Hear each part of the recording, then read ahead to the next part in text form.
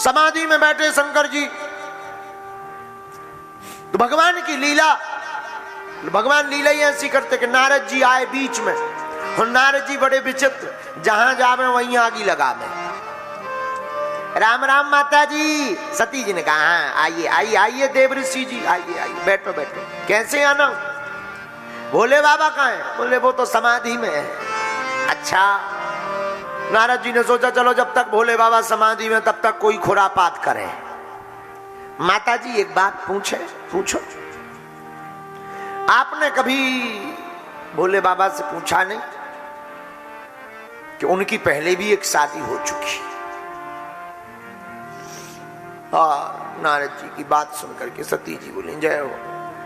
दूसरा, क्या आपने कभी सुना ये जो मुंडों की माला है ये किसकी है? सती जी बोले हमने नहीं। तीसरा, क्या आपने कभी सुना ये जो भस्म रमाते हैं ये किसकी रमाते? श्री सती जी कहती नहीं हमने नहीं सुना। नारद जी से बोली सती जी तुम्हें पता हो तो बताओ। नारद जी बोले अब पता तो हमें है लेकिन आप भोले बाबा से पूछना।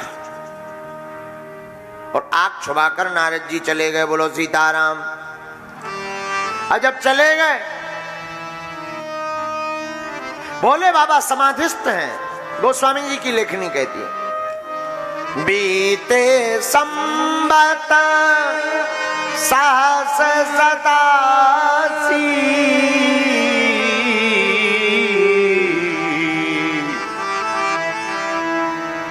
भोले बाबा की समाधि कई दिनों बाद 87,000 वर्षों बाद खुली। तजी समाधि शंभु अविनाशी,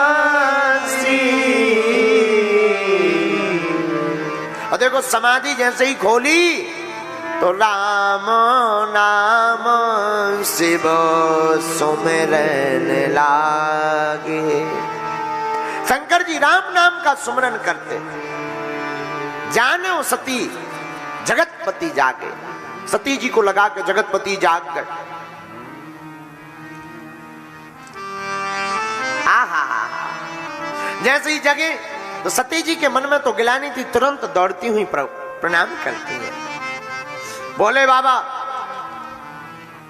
जैसे ही सती जी को देखते हैं तो पहले तो सती जी को बगल में बैठाते थे, लेकिन अब परित्याग कर दिया तो सन्मुख आसन दे दिया। तो सामने आसन देकर के भगवान की कथा सुनाने लगे। भगवान की कथा सुनाने लगे। उसी वक्त सती के पिता महाराज दक्ष ने यज्ञ का आयोजन किया, और वह यज्ञ की ही इसीलिए कि शंकर जी का अपमान हो सके।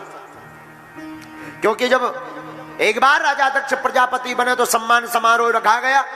सम्मान समारोह में सब देवता गए, तो शंकर जी भी गए, ब्रह्मा जी भी गए, विष्णु भगवान भी गए। नेताजी की आदत होती है कि नेताजी हमेशा लेट आते हैं, तो राजा दक्ष भी थोड़ा लेट आया।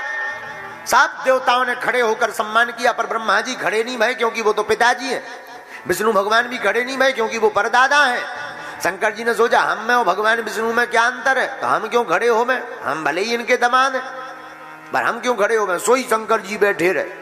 और इंसानों की आदत होती है 100 व्यक्ति पांव पर ले प्रणाम कर ले, एक ना पड़े तो वही नजर जाती है कौन, इसने क्यों नहीं प्रणाम किया। सब कर रहे, इसको करना चाहिए। पता निकालो इसका कौन है, ये कहां से हो तुम।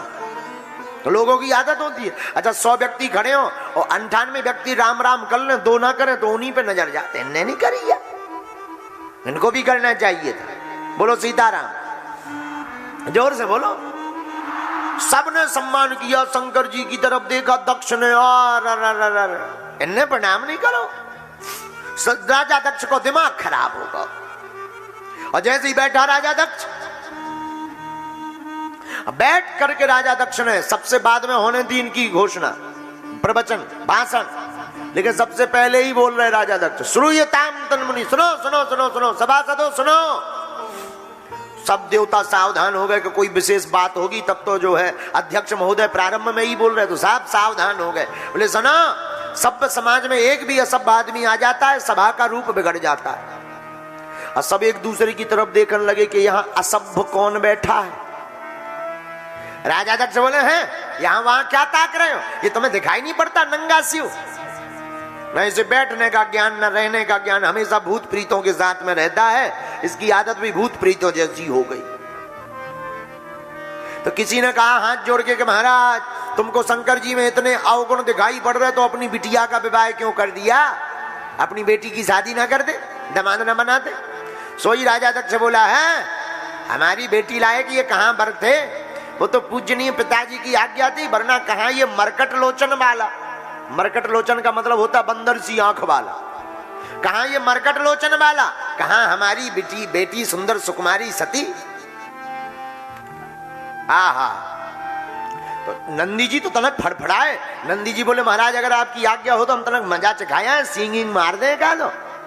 शंकर जी बोले, नहीं नहीं नहीं नहीं, ससुराल की गालियां हैं, किसी को शादी के समय मिलती हैं, अपन को बाद में भी मिल रही, प्रेम पूर्वक पाओ, कोई दिक्कत नहीं है, पाओ बड़े आनंद से। जब स्वामी जी ने ऐसा कह दिया तो बेचारा कहेंगे आनंदी जी, लेकिन कहां दक्ष मानने वाले, वो तो मैं करते करते करते करते करते अंत तो गत्वा राजा दक्ष ने श्राप दे दिया कि सुनो, आज के बाद किसी भी यज्ञ में शंकर जी का कोई भाग नहीं होगा। अब तो नंदी जी का दिमाग खराब हो गया। हरिहर निंदा सुने जो काना, हो ही पाप गौघात समाना। अपने भगवान की जो निंदा सुनता है, गुरु की निंदा सुनता है, उसे गो हत्या बराबर पाप लगता। सोई नंदी जी तमक कर खड़े हो गए, ए राजा दक्ष जब से आया है बक बक बक बक बक बक बक किए जा रहा है, जा हम भी श्राप देते हैं, तेरा मुंह बकरे का लग जाए। ले, तो नंदी जी की बात सुनकर के राजा दक्ष तो कुछ नहीं बोला। वहां बगल में भृगु महाराज खड़े थे, अपनी डांडी पर हाथ फेरते हुए, ए नंदी, ये ससुर दामाद के मामले में तू क्यों बीच में आया, फुदक रहा है, जा हम भी श्राप देते हैं, शंकर जी के जितने गण हैं सबके सब पाखंडी हो जाएं। नंदी बोले, हमको पाखंडी कहा? सोई नंदी फिर तमक करके खड़े भय, ए महाराज, बाबा जी बड़ी डांडी पर हाथ फेर रहे हो, चटकारे ले रहे हो, हमको पाखंडी कहा? जाओ हम भी तुम्हें श्राप देते हैं, तुम्हारे जैसे जितने भी संसार में ब्राह्मण हैं सबके सब मांगने वाले मंगना ब्राह्मण चटकार हो जावे। हाँ, और हम ब्राह्मणों को तो तब से ही श्राप लगी है, मांग करके ही पाते हैं। ये हमारी कोई श्राप दी हुई थोड़ी है, नंदी जी की दी हुई है। शंकर जी ने सोचा, राम राम राम राम, आए थे सम्मान समारोह में, चल रहा है श्राप समारोह। सम्मान समारोह की जगह श्राप समारोह। तो शंकर जी ने सोचा ज्यादा देर रहेंगे तो पता लगे कि सबको श्रापित कर दिया जाए, कहीं पत्थर ना बन जाए सब। तो शंकर जी बोले, अच्छा नंदी जी चलो। अरे नंदी जी बोले, मजा तो चखा देना। शंकर जी बोले, बहुत, इतना ही बहुत है, बस इतने में आनंद है, चलो।